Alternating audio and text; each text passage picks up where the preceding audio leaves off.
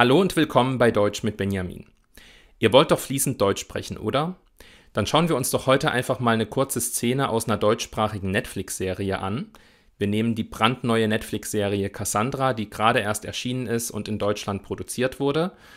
Und dann analysieren wir diese Szene ganz genau im Hinblick auf Aussprache und Prosodie, damit ihr seht, was die Sprache so natürlich macht. Meine Anmerkung könnt ihr dann nutzen, um zum Beispiel Shadowing zu praktizieren und so selbst eure Aussprache bzw. das fließende Sprechen zu trainieren. Los geht's!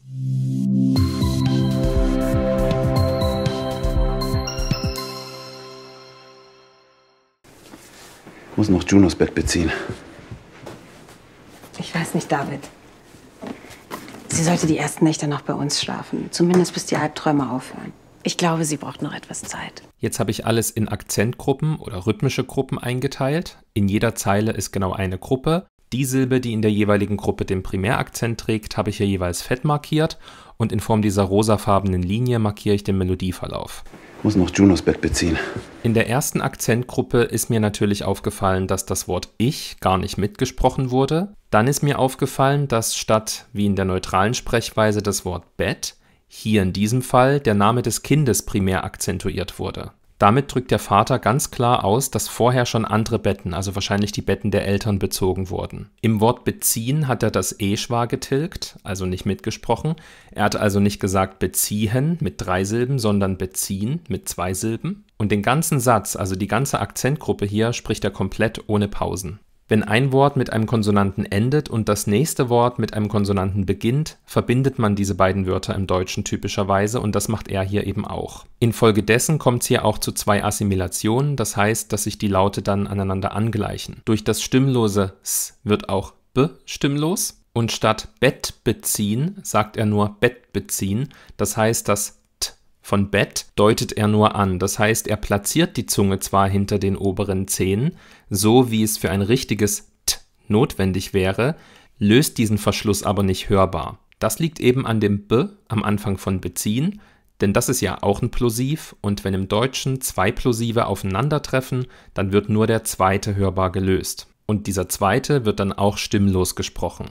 Junos Bett beziehen wäre unnatürliche Überartikulation, stattdessen sagt man so wie er, Junos Bett beziehen. Ihr könnt versuchen, nur diese Assimilation zu üben, indem ihr sagt Spetbe, Spetbe, Spet beziehen, Spet beziehen, Junos Bett beziehen, Junos Bett beziehen. Jetzt hören wir das 3-mal und ihr könnt Shadowing machen. Ich muss noch Junos Bett beziehen. Ich muss noch Junos Bett beziehen. Ich muss noch Junos Bett beziehen. Ich weiß nicht, David. Hier haben wir was typisch Deutsches. Vielleicht habt ihr ja schon mal gehört, dass betonte Silben, akzentuierte Silben immer höher gesprochen werden. Das muss im Deutschen nicht so sein. Hier haben wir ein schönes Beispiel dafür, wo die akzentuierte Silbe mit deutlich tieferen Tönen gesprochen wurde. Ich weiß nicht, David. Nicht David. Nicht da. Nicht da. Im Deutschen gibt es auch die Auslautverhärtung. Deswegen sprechen wir David am Ende mit T. Statt nicht sagt sie nicht. Und auch sie macht hier keine Pausen zwischen den Wörtern, wodurch es also auch wieder zu Assimilationen kommt. Ich weiß, hier macht der Ich-Laut das W stimmlos. Es ist also nicht ich weiß, sondern ich weiß. Und durch den Ich-Laut am Ende von nicht wird auch das D am Anfang von David stimmlos. Es ist also nicht sowas wie nicht David, sondern nicht David. Ich weiß nicht, David. Ich weiß nicht, David. Ich weiß nicht, David. Wenn ihr das Video nützlich findet, gebt doch bitte einen Daumen hoch, das würde mir sehr helfen. Und abonniert auch gerne meinen Kanal, am besten mit Benachrichtigungen. Sie sollte die ersten Nächte noch bei uns schlafen. Auch hier geht der Primärakzent mit der Melodie nach unten und der Vokal ist U wie in Bus, kein U wie in Schule zum Beispiel. Im Deutschen werden Vokale nicht einfach länger gemacht oder anderweitig verändert, nur weil die Silbe akzentuiert ist. Also nicht bei uns, sondern bei uns. Beachtet hier den Knacklaut oder auch Glottisschlag. Da das Wort eben mit einem Vokal beginnt und den Akzent trägt, muss hier dieser Knacklaut gesprochen werden. Wir können jetzt also nicht sagen bei uns, wir können jetzt die Wörter nicht verbinden, hier müssen wir bei uns sagen. Das gleiche haben wir bei der Phrase die ersten Nächte. Wir können nicht sagen die ersten Nächte, sondern die ersten Nächte. Beachtet, dass sie nicht ersten, sondern ersten sagt. Sie tilgt also das E-Schwa und infolgedessen wird der Plosiv t wieder nicht als richtiges t gesprochen, sondern durch die Nase gedrückt, wegen dem nasalen Konsonanten n. Das ist übrigens eine regressive Assimilation, denn der nasale Konsonant n, also der als zweites gesprochen wird, verändert den Konsonanten davor, in diesem Fall t. Das ist einer der Fälle, in denen es im Deutschen zur regressiven Assimilation kommt, in denen also der Konsonant, der als zweites gesprochen wird, den davor beeinflusst. Zwischen den Wörtern noch und bei kommt es wieder zur progressiven Assimilation. Hier beeinflusst also der erste Laut, das ist der Ach-Laut, den nächsten Laut, das ist das B am Anfang von bei. Dieses B wird also auch stimmlos, wegen dem stimmlosen Achlaut. Noch bei uns schlafen. Keine Pause zwischen uns und schlafen, also uns schlafen.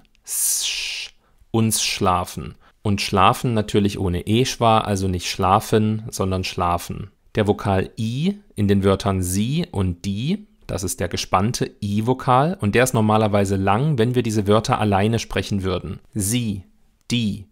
Hier sind diese Wörter wie so oft im Satz, aber nicht akzentuiert und deswegen ist der Vokal deutlich kürzer. Falls es in diesem Video was gibt, was euch zu kompliziert erscheint, beziehungsweise wozu ihr euch eine detailliertere Erklärung wünscht, dann schreibt mir das doch bitte in die Kommentare und dann kann ich versuchen, zu diesem Thema, zu diesem Aspekt auch noch ein Video zu machen. Sie sollte die ersten Nächte noch bei uns schlafen. Sie sollte die ersten Nächte noch bei uns schlafen. Sie sollte die ersten Nächte noch bei uns schlafen. Zumindest bis die Albträume aufhören. Ich glaube, den Mythos, dass akzentuierte, also betonte Silben immer höher gesprochen werden, konnte ich mit diesem Video hier ein für alle Mal widerlegen. Das ist also falsch, denn auch hier hören wir ja wieder, dass die Melodie im Primärakzent nach unten geht. Bis die Albträume aufhören. Bleiben wir bei diesem Wort. Sie sagt nicht Albträume, sondern Albträume. Bis die Albträume aufhören. Hier haben wir ja wieder zwei Plosive, genau wie bei der Phrase Bett beziehen vorhin. Da war es das T am Ende von Bett und das B am Anfang von beziehen. Und jetzt ist es P am Ende der Silbe Alb und T am Anfang der Silbe treu. Und in solchen Fällen wird nur der zweite Plosiv hörbar gelöst. Also Albträume. Die Lippen kommen schon zusammen für dieses P, aber der Verschluss der Lippen wird eben nicht hörbar gelöst. Hörbar gelöst wird erst T. Und dieser Konsonant ist stimmlos und beeinflusst den Konsonanten danach, das R. Das wird auch stimmlos. Also nicht Albträume oder sowas, sondern Albträume. Stimmlos. Albträume. Das Wort zumindest sagt sie mit U in der ersten Silbe, also nicht zu, sondern zu. In der letzten Silbe dieses Wortes höre ich einen Vokal, der weiter vorne ist als das E-Schwa, das wir dort vielleicht erwarten würden, nämlich I. Der ungespannte Vokal I wie in bitte. Oder wie auch in der Silbe davor, min und in dem Wort danach, bis. Mindestbis. Zumindest bis. Außerdem spricht sie das Wort tatsächlich komplett ohne T. In diesem Fall ist es nicht einfach nur der Fall wie vorhin, dass wir zwei Plosive haben, T und B, die aufeinandertreffen, sondern hier wurde T komplett weggelassen.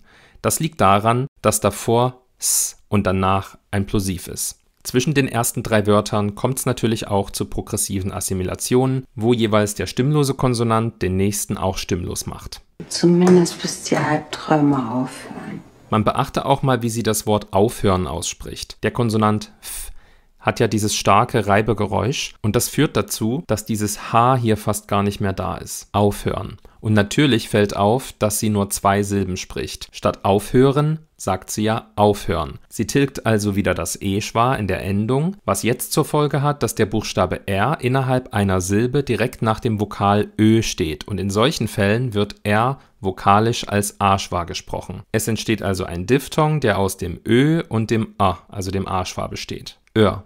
Aufhören. Zumindest bis die Albträume aufhören. Zumindest bis die Albträume aufhören. Zumindest bis die Albträume aufhören. Ich glaube, sie braucht noch etwas Zeit. Große Überraschung, die primär akzentuierte Silbe Zeit wurde hier auch wieder mit tieferen Tönen realisiert. Vorsicht, das ist natürlich nicht immer so. In dieser Szene haben wir jetzt viele Beispiele gehabt, in der akzentuierte Silben mit tieferen Tönen gesprochen wurden, aber wie gesagt, das ist nicht immer so. Es gibt natürlich im Deutschen auch viele Fälle, in denen wir Silben mit der Melodie nach oben akzentuieren. Gehen wir an den Anfang dieser Gruppe. Bei Ich glaube höre ich eine progressive Assimilation, nämlich wo der Ich-Laut, der ein stimmloser Konsonant ist, den folgenden Konsonanten G auch stimmlos macht. Sie sagt ja nicht ich glaube, sondern ich glaube. Der Vokal in dem Wort sie wurde hier wieder kürzer gesprochen, weil das Wort ja auch hier wieder nicht akzentuiert ist. Es ist aber eben trotzdem immer noch ein gespannter Vokal, also i, und nicht etwa ein ungespannter Vokal, also es wird nicht i draus. Dann natürlich keine Pausen zwischen den Wörtern. Eine Besonderheit haben wir hier zwischen den Wörtern noch und etwas.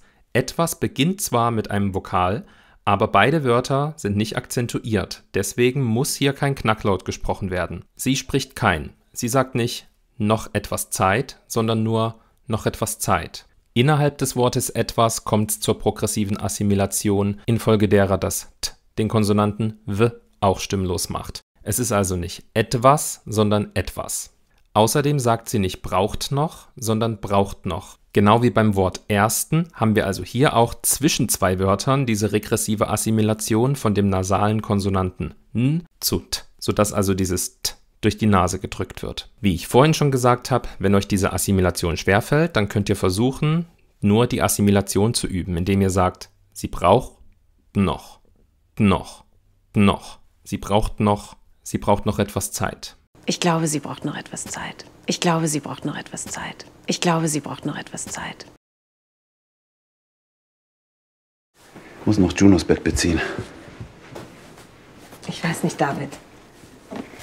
Sie sollte die ersten Nächte noch bei uns schlafen. Zumindest bis die Albträume aufhören.